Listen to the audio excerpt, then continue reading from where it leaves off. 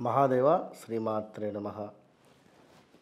శుద్ధస్ఫటిక సంకాశం శుద్ధ విద్యాప్రదాయకం శుద్ధం పూర్ణం చిదానందం సదాశివం అహం భజే.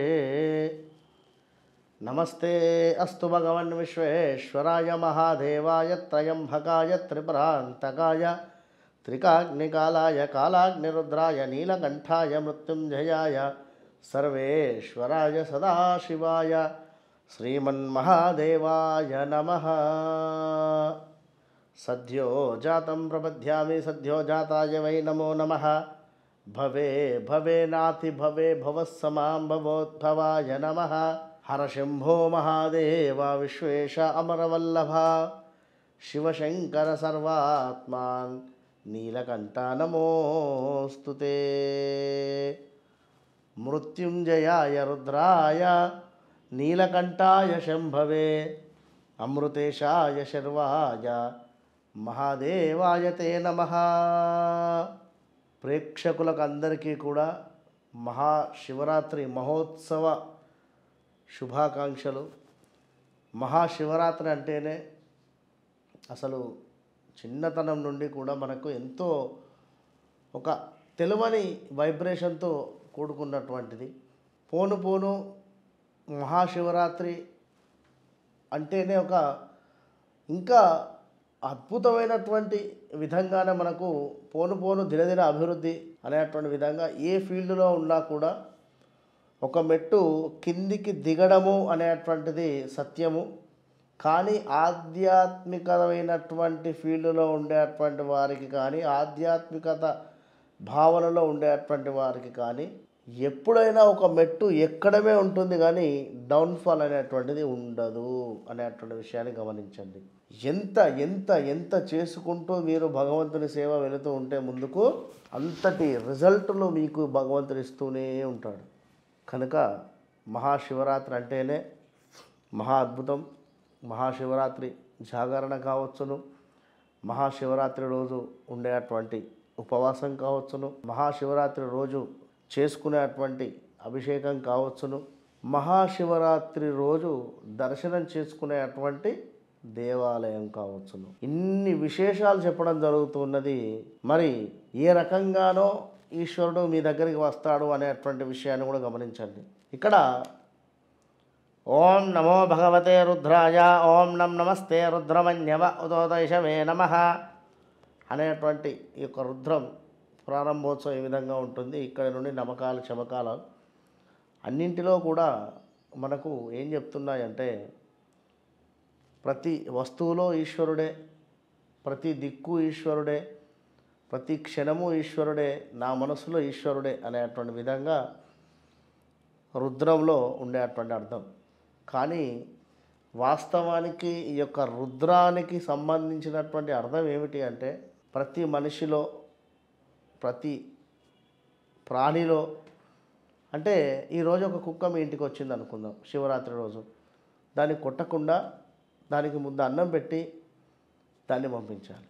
అదేవిధంగా ఒక మనిషి ఎవరో ఒక తెలియని వ్యక్తి వచ్చాడు అనుకుందాం, అతనంతా మాసిపోయి ఏదో రకంగా ఉన్నాడు అనుకుందాం, అయినా కసురుకోకుండా చీ అనుకోకుండా పట్టెడు అన్నం పెట్టి పంపిస్తే అప్పుడు మీరు శివభక్తులు. ఈ విషయాన్ని గమనించండి. నేనేదో వివిఐపి దర్శనం చేసుకున్నాను మహాశివరాత్రి రోజు కాదు, నేనేదో గొప్పగా అభిషేకం చేసుకున్నాను కాదు. మంచిదే, అవన్నీ మంచివే, కావని కాదు. ఎదుటి వ్యక్తిలో కూడా ఈ భగవంతుని చూడాలి అనేటువంటి విషయాన్ని కూడా గమనించాలి. అప్పుడే భగవంతుడు సంతోషిస్తాడు. అభిషేకం గొప్పదే, అర్చన మంచిదే, దర్శనము అద్భుతమే. అయినప్పటికీ మీరు వెళ్ళే మార్గంలో, వచ్చే మార్గంలో ఏ ప్రాణికి హాని కలగకుండా ఏవైనా సహాయం చేస్తున్నామా అనేటువంటి విషయాన్ని కూడా గమనించుకోవడం కూడా అవసరమే. కనుక మహాశివరాత్రిని చక్కగా కూడా మీరు ఉదయం సూర్యోదయం నుండి చక్కగా కూడా భగవంతుని యొక్క నామముతో శివ పంచాక్షరి మంత్రముతో ఓం ఓం నమ శివాయ, ఓం నమ శివాయ అనేటువంటి యొక్క మంత్రాన్ని ప్రొనౌన్సియేషన్ చేసుకుంటూ మీరు ఏదో రకంగా వంట చేసుకుంటూ ఓం నమ శివాయ, పిల్లలకు స్నానం చేయించుకుంటూ ఓం నమ శివాయ, ఇలా ఏదో ఒక పని చేసుకుంటూ మనసులో ఓం నమ శివాయని ధ్యానం చేసుకుంటూ ఉండండి. కుదిరితే చక్కగా ఒక దగ్గర కూర్చొని ఓం నమ శివాయ, ఓం నమ శివాయ అనేటువంటి మంత్రాన్ని ధ్యానం చేయండి ఒక 1008 సార్లు. ఇంకా ముందుగా చెప్పేటువంటి విషయం ఏమిటి అంటే, ఆలయ సందర్శనం మీ అందుబాటులో, మీ ఇంటికి అందుబాటులో ఉండేటువంటి దేవాలయాలకు వెళ్ళి చక్కగా కూడా దర్శనం చేసుకోండి. అటు పిమ్మట తీర్థయాత్రలు కుదిరితే వెళ్ళండి. వేములవాడ కానీ, ద్రాక్షారామం కానీ, అదేవిధంగా శ్రీశైలం కానీ, కాళహస్తి కానీ, కాళేశ్వరం కానీ, ఇలా మనకు వరంగల్లో ఎంతో చరిత్ర కలిగినటువంటి దేవస్థానం 1000 స్తంభాల దేవాలయం కానీ వెళ్ళి దర్శనం చేసుకోండి. ఎక్కడైతే అభిషేకాలు ఎక్కువగా జరిగి ఉన్నాయో అక్కడ అద్భుతమైనటువంటి పవర్ ఉంటుంది. చక్కగా దర్శనం చేసుకోండి. నైట్ అక్కడే జాగారం ఉండండి. భగవంతునికి సంబంధించినటువంటి మంత్రాలను, భగవంతునికి సంబంధించినటువంటి ఆలాపనతోనే ఉండండి. అక్కడ ఎవరో ఉన్నారు ఈశ్వరుని లాగానే అనుకోండి. ఇప్పుడైనా పక్కనే ఉన్నాడు ఈశ్వరుడు, వెళ్ళిపోయాడు అనేటువంటి భావనతోనే ఉండండి. లైన్ ఉన్నా కూడా లైన్లో అందరూ కూడా ఆ యొక్క పరమేశ్వరుని యొక్క భక్తులే కనుక ఎవరిని ఎలాంటి ఇబ్బంది ఒక మాట అన్నా కూడా భగవంతుడు బాధపడుతుంటాడు. కనుక ఓపికగా వేచి చూసి వేచి ఉండి లైన్లో వెళ్ళి దర్శనం చేసుకోండి, మంచి ఫలితం ఉంటుంది. మరి ఈ విధంగా ఉదయం మొత్తము కూడా ఇంట్లో నిత్యార్చనలు, అటు పిమ్మట మనకు అంగుష్టి పరిమాణము అంటే బొటనవేలు కంటే చిన్నగా ఉండేటువంటి లింగం మన ఇంట్లో ఉన్నట్టయితే అభిషేకం చేసుకోండి, పనికి వస్తుంది. లేదు పెద్దగా ఉంటే పనికి రాదు అభిషేకానికి, కనుక అభిషేకం చేసుకోండి. చక్కగా కూడా ఉదయం నుండి సాయంకాలం దాకా కూడా భగవంతునికి సంబంధించినటువంటి ధ్యానంగా ఉండండి. సాయంకాలం మరలా కూడా స్నానాన్ని ఆచరించండి. మరలా ప్రదోష కాలంలో దీపారాధన చేసుకోండి. దీపారాధన అదేవిధంగా ప్రదోష కాలంలో ఏదో అర్చన, నిత్యార్చన, స్వామివారి అష్టోత్తరాలు కానీ ఈ విధంగా చేసుకోండి.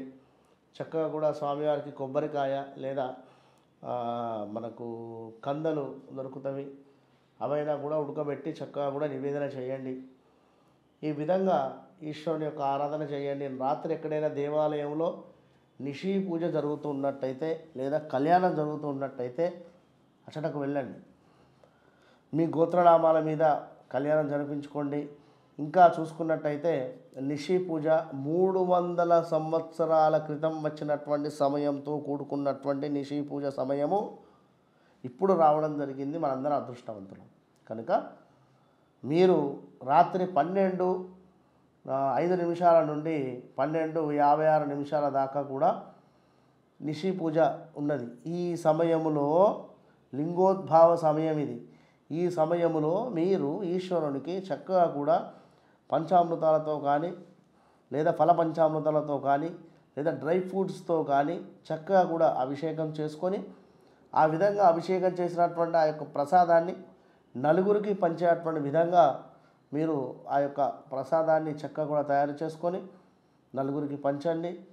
మంచిగా ఓం నమ శివాయ అనేటువంటి మంత్రంతో మ్రోగాలి మీరు ఉండేటువంటి ప్రదేశం కానీ ఇందులో చక్కగా భజనలతో, కీర్తనలతో ఆ యొక్క భగవంతుని యొక్క అనుగ్రహాన్ని మీరు పొందాలి ఈ యొక్క మహాశివరాత్రి రోజు అని చెప్తూ మహాదేవ శ్రీమాత్రే నమః.